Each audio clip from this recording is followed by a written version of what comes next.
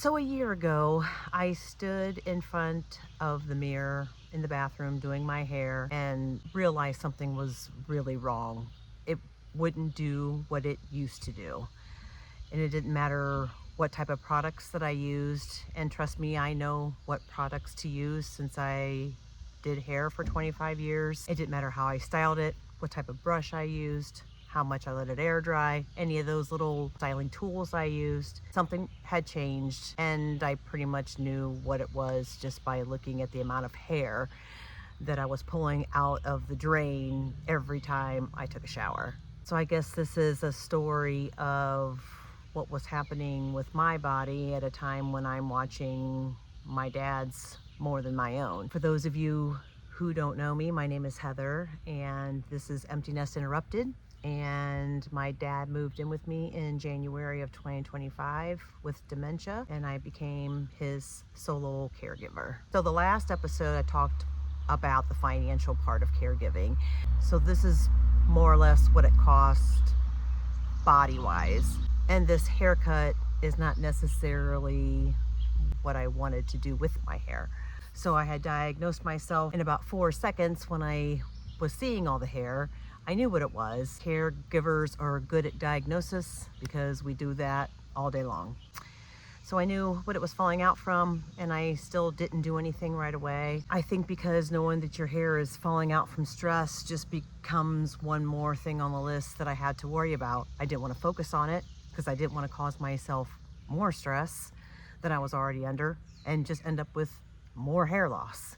So the hair loss went to the bottom of the list. It went under my dad's appointments, my dad's medication, my dad's care. My own body was flagging me down, and I just kept driving. So I finally saw my doctor, and this is where the story stops being so simple, because my hair was not fighting one battle, it was fighting basically three. The first one is stress. I knew with moving my dad in and just the turmoil it caused in my life and all the change, it started wearing on me, and I knew it was definitely because of the stress. And the shedding shows up months after a stressful event that you're going through. It doesn't happen instantly. So when you're paying the cost of the hair loss, it's not because of something that happened that week, it's something that happened a few months ago. Second thing was just going through the whole menopause thing. The estrogen dropping, the hair loss, just the change in the way my hair felt. That was the second thing that I was going through. And that's where the HRT came into play.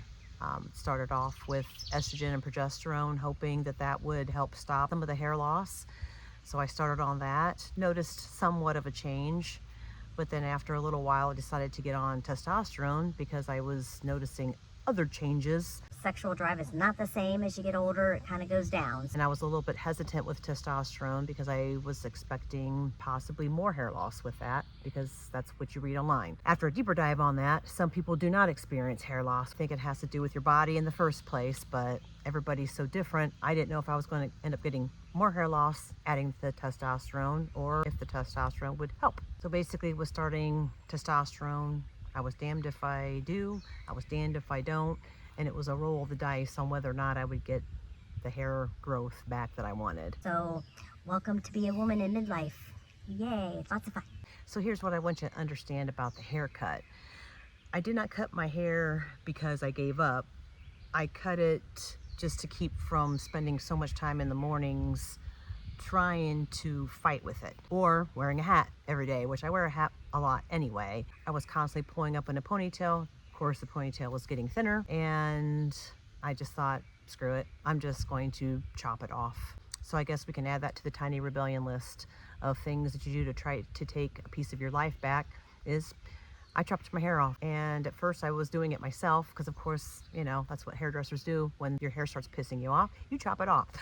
But I went to my friend at the salon, was telling her about it as well, and she was like, yeah, it's definitely thinner. So, I mean, she could tell. So that's why we went with the shorter haircut. It's not the first time I've had it short, but it had been a while since I had it this short. So the one thing I could control about it is deciding how it was going to look. So some of the practical things that I've done, because I'm sure you guys are all probably curious, besides the testosterone, I added some other supplements. I think I studied online some pumpkin seed with the saw palmetto. I also added protein, which I was already getting enough protein, but I was making sure that I was getting a lot of protein. And I also started taking some of the beef organ supplements as well, hopefully trying to beef up the ferritin and all those things, and just trying to do something with this so I could try to get, you know, some life back into it. And at this point I have some new growth, so I feel like, you know, something's working. So I guess some of this was never really about hair. Caregivers are always diagnosing someone else and not so much themselves. And sometimes we still know what's going on and what's wrong, and we still don't make the appointment and go reach out for help because we know it's time consuming. Find, you know, someone to come and sit with our loved one while we go do things for ourselves. And it's just one of those things that falls to the bottom of the list. So the balancing act isn't finished. It's the hormones, all the emotions that you go through, the grief for the empty nest. My boys were moving out just as I was moving my dad in, so I was expecting to live a different life than what I'm at right now and enjoy that time just being an empty nester, and you know, that didn't happen. So if you're in a season of your life where if you're damned if you do and you're damned if you don't in midlife, you're welcome here. It comes with you're not being crazy and you're not alone. There's a lot of us out here that are going through this, especially if you're having to care for a parent and they just moved in with you or you're considering moving them in. You know, it's a transition and it's a tough one. Nobody warns you about the things that you're going to have to give up and that you can't do. So here's your warning from me, with love and with shorter hair. So if you missed the episode of what caregiving costs financially, which was just the last episode that I posted, I'll try to link it here if I can, so you can have some idea of the financial part of it, as well as the bodily, physical part that happens if you decide to do this, and to really consider it if this is what you're really thinking about doing, is moving a parent in, so you can be prepared and try to prep accordingly. And thank you for watching, and my name's Heather, and this is Emptiness Interrupted, and I will see you in the next one. So one more quick thing to add, as you can tell in the video, I have a lot of roots, which, yes, it is driving me nuts, and I'm very curious to see how much gray I actually have. I've been coloring my hair since I was in cosmetology school when I was 17. I've been coloring my hair a very long time. I've decided to let it grow out to see what it would look like with no color. So I'm about 2 months in, and so far I'm thinking I'm probably gonna look pretty silver, but I'm gonna stick with it for a little while and see how this goes. And I'm curious if you guys have done the grow out, and if so, what kind of experience you have with it. If it was successful, are you happy with it? Did you end up coloring it? All those good things.